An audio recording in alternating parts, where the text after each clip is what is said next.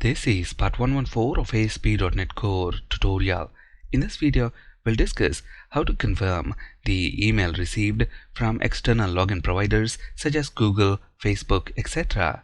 When we use external login providers like Google or Facebook to log in, we receive the user email from these external login providers. We then use that email to create a local user account in ASP.NET Users table. So if we take a look at this table within our project,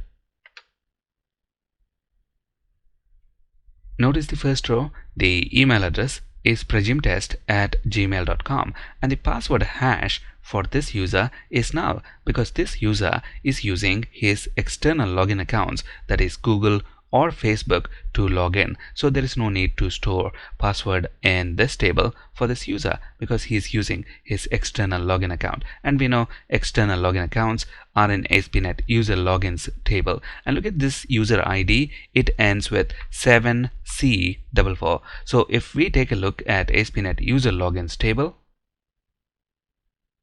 we have two external logins, Facebook, Google, and these two external logins are for that same user whose ID ends with 7C44. And if we take a look at the email confirmed column for that user, notice it is false. So if we try to log in using either of these external login providers, that is Google or Facebook, the login should not be allowed. There we go. We are blocked from signing in and we see the error message, email not confirmed yet. We discussed how to do this in our previous videos in this series. Now, for this user with email prajimtest@gmail.com, let's delete these two external logins. Let's also delete the local user account from ASP.NET users table so we can start from the scratch. So now if we log in using an external login provider like Google or Facebook, we receive the user email address from these external login providers. We then use that email address to create a local user account in ASP.NET users table, and immediately after that we want to send confirmation email to that email address to confirm the email really belonged to that user. And then if the email address is not confirmed yet, we want to block the user from signing in and display this validation error, email not confirmed. On the other hand, if the email address is already confirmed, then we want to create an external login, and we do that in ASP.NET user logins table and then sign the user in. Except sending confirmation email, we implemented most of the code required for all these steps in our previous videos in this series, and that code is in this external login callback action in the account controller. Now, here's the important bit to understand. We want to send a confirmation email upon creating a local user account in ASP.NET users table. And if we take a look at our external login callback action, the code that creates a local user account is right here. We create a new application user object with the email claim that we received from the external login provider, and then this method createAsync is going to insert a new row for this user in ASP.NET users table. So once we have a local user account created, we want to generate the email confirmation token. For that, we use this method, generate email confirmation token async method, and then we want to generate the email confirmation link itself. For that, we use url.actionHelper. And then in this video, we'll not be sending out an email. Instead, we will be logging this confirmation link to a log file, and here is the code for that. And then we display this message to the user, registration successful. Before you can log in, please confirm your email by clicking on the confirmation link we have emailed you. We discussed all these steps in detail in our previous video in this series. So in the interest of time, let me paste the code that we have seen on the slide right here. So after we create a local user account, we generate the email confirmation token, and then we generate the email confirmation link itself and log it to the log file, and then render the error view which displays this message. So now let's run our project in debug mode. Let me log in using my Facebook account.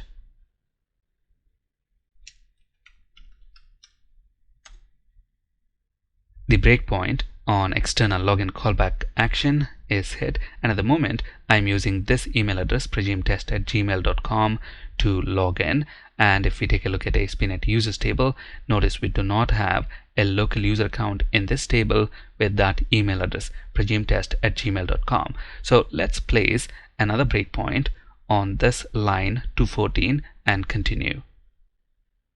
If I hover the mouse over this info object, notice we got external login information from Facebook. So let's scroll down a bit and then include another breakpoint right here on line number 228 and then continue.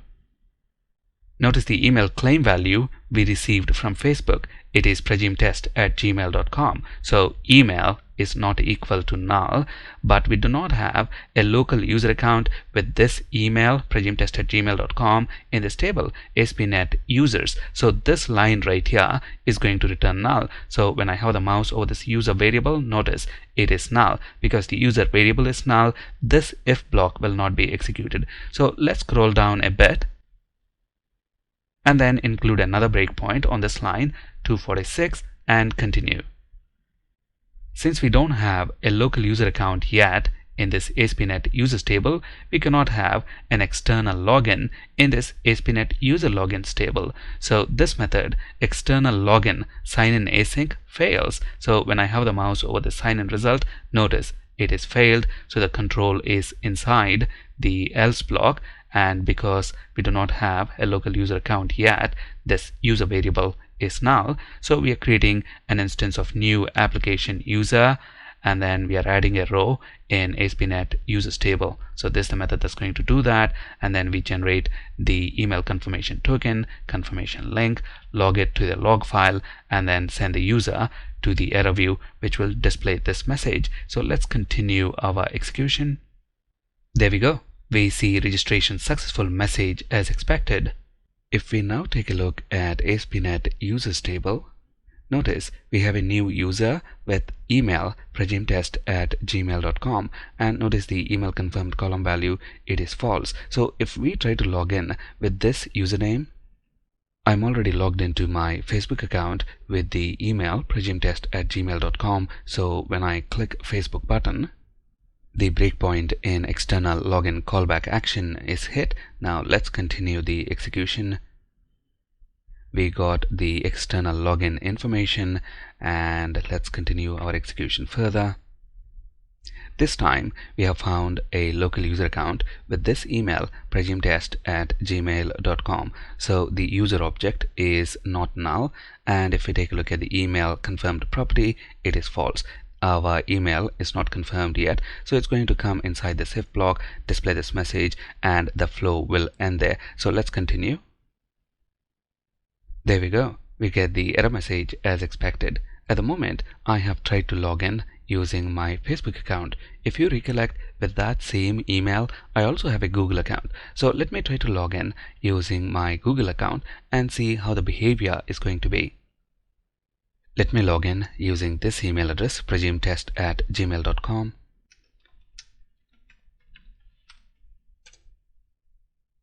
Our breakpoint in external login callback action is hit again. So let's continue execution. If we now inspect the external login information that we have got, notice the login provider is Google. So let's continue execution. We already have a local user account with this email prajimtest@gmail.com, so the user object is not null, but this email is still not confirmed, so it's going to show the same error, email not confirmed yet. So let's continue. There we go.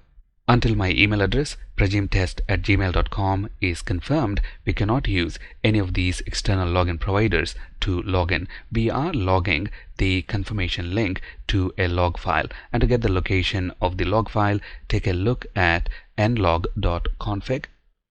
On my machine, the log file is returned to cdemologs folder. So if we take a look at the log file, I have the confirmation link here. Let's copy it and paste it in the browser. There we go. My email address is confirmed. It is the confirm email action within the account controller that confirms the email. We discussed this in detail in our previous videos in this series. If we now take a look at ASP.NET users table, notice this email address prajimtest@gmail.com is now confirmed. So let's try to log in again. Let me use my Facebook account. As usual, our breakpoint is hit. Let's continue. We got the external login information, and if we take a look at the login provider, it's Facebook. So let's continue further. We already have a local user account with email prajimtest@gmail.com, so the user object is not null, but this time email confirmed is true, so it's not going to go inside this if block. Now let me place a breakpoint right here and then continue.